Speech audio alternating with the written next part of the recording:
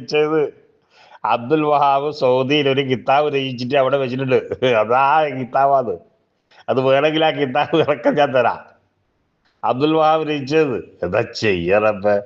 ഇനി അതുമല്ല, ഇബിനി തൈമിയ പറഞ്ഞാൽ പറയും ഇബിനി തൈമിയ അല്ലാതെ, അബ്ദുൽ വഹാബ് പറഞ്ഞ അബ്ദുൽ വഹാബ് അല്ലാതെ, പിന്നെ ഇങ്ങനെ ആര് പറഞ്ഞാലൊക്കെ വിശ്വസിക്ക? കല്ലേരി ആര് പറഞ്ഞാലൊക്കെ വിശ്വസിക്ക? ഒന്ന് പറഞ്ഞ ഹൈ, ഇങ്ങനെയുണ്ട ഒന്ന്, ഇങ്ങനെയുണ്ട് ഒരു വർഗങ്ങള്. ആരൊക്കെ പറഞ്ഞെന്ന് വിശ്വസിക്കണ്ടേ? അത് പഠിക്കണ്ടേ? എങ്ങനെ നേരായ വെയിലത്തല്?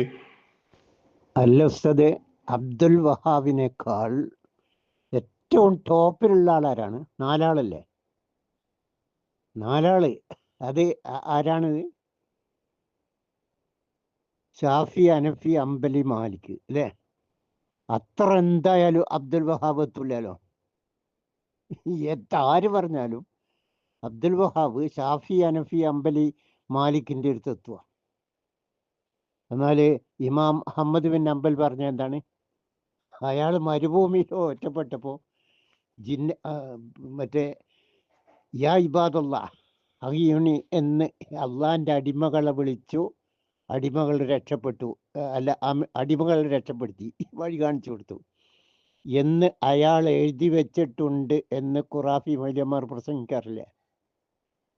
ഉണ്ടോ ഇല്ലേ? അത് മുസ്ലിങ്ങൾ വിശ്വസിക്കുക.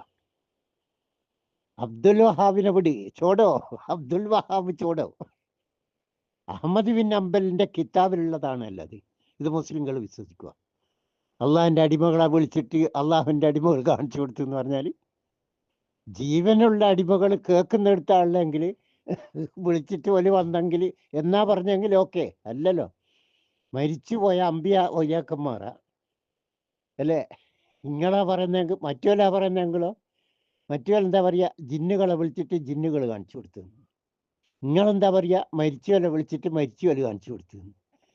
ഇതുപോലെ അഹമ്മദ് ബിൻ അംബലിനേക്കാൾ എന്തായാലും ഉയരത്തിൽ പദവിയിൽ അബ്ദുൽ വഹാബ് എത്തുക. ഓറ് പറഞ്ഞെങ്കിൽ മുസ്ലിങ്ങൾ വിശ്വസിക്കുന്നില്ല, എന്നിട്ടാ വലിയ അബ്ദുൽ വഹാബ് പറഞ്ഞ് വിശ്വസിക്കല്.